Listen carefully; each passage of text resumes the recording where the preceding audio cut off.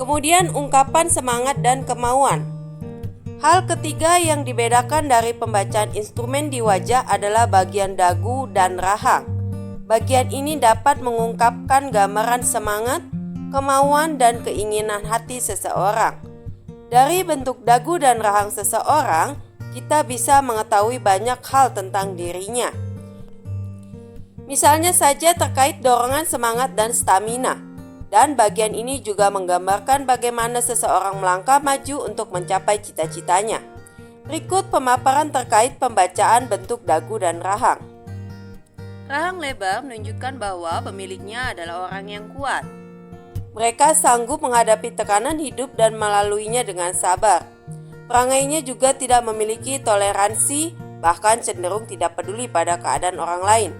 Ego tinggi juga sifat menonjolnya, yang terpenting tujuannya tercapai.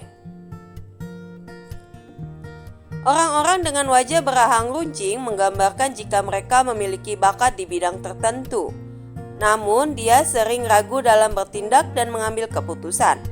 Perangainya pemalu dan tidak memiliki ketegasan, sehingga selalu banyak pertimbangan yang diambil saat menentukan tujuan.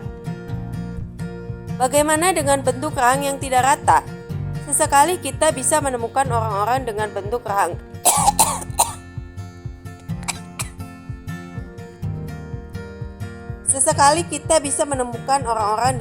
rahang demikian. Karakteristik rahang tidak rata menunjukkan jika orang ini sangat keras kepada dirinya. Segala apa yang ia kerjakan harus selesai dalam waktu tertentu, bahkan sering menolak bantuan orang lain. Tapi di hadapan orang lain, dia sangat lemah lembut dan tidak bisa berlaku keras seperti ia memperlakukan dirinya sendiri.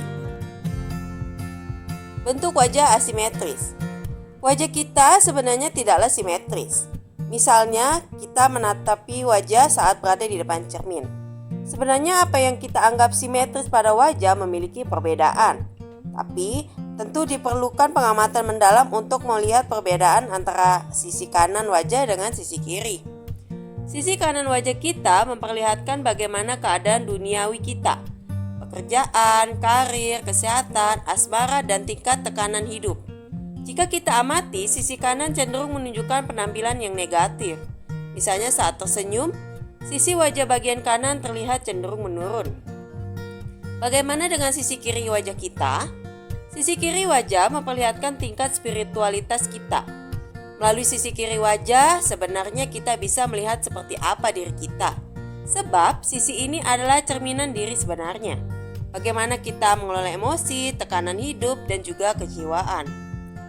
Semakin nyata perbedaan yang terlihat antara dua sisi wajah, semakin besar pula perubahan suasana hati atau konflik yang muncul di dalam diri seseorang. Lebih lanjut, perbedaan tersebut bisa terjadi karena perbedaan struktur watak kedua orang tua. Anak-anak mewarisi ciri-ciri fisik kedua orang tuanya. Bagian kanan bawah wajah mulai dari dagu sampai alis dan bagian kiri atas mulai dari alis hingga puncak kepala mencerminkan watak ayah. Sedangkan bagian kiri bawah dan kanan atas wajah mencerminkan watak ibu. Yang perlu kita ketahui bahwa suasana hati itu berubah-ubah. Perhatikan antara satu sisi wajah dengan sisi yang lainnya. Semakin asimetris wajah, semakin sering suasana hati berubah-ubah. Individu dengan suasana hati yang sering berubah-ubah bisa menyulitkan diri sendiri. Kadang-kadang perubahan terjadi begitu cepat, bisa dalam hitungan menit, jam, bahkan bisa berhari-hari. Semakin tidak seimbang kehidupan seseorang antara dunia dan spiritualitas, semakin sering suasana hatinya berubah. Siapa yang dirugikan? Bisa diri kita sendiri yang mengalami dan orang lain di sekeliling kita. Seseorang dengan wajah asimetris cenderung mengalami perubahan suasana hati yang tinggi. Beberapa ciri bisa kita amati seperti tinggi alis mata yang tidak sama, mata yang tidak serupa kanan dan kiri, hidung yang tidak simetris, serta bibir juga telinga dengan ketinggian yang berbeda. Meskipun demikian, umumnya wajah memang tidak berbentuk sama antara kanan dan juga kiri. Berikut ini adalah gambaran yang kita sebut sebagai wajah simetris.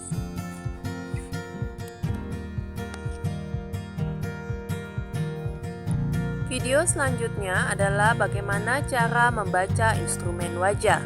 Kita akhiri videonya, sampai jumpa.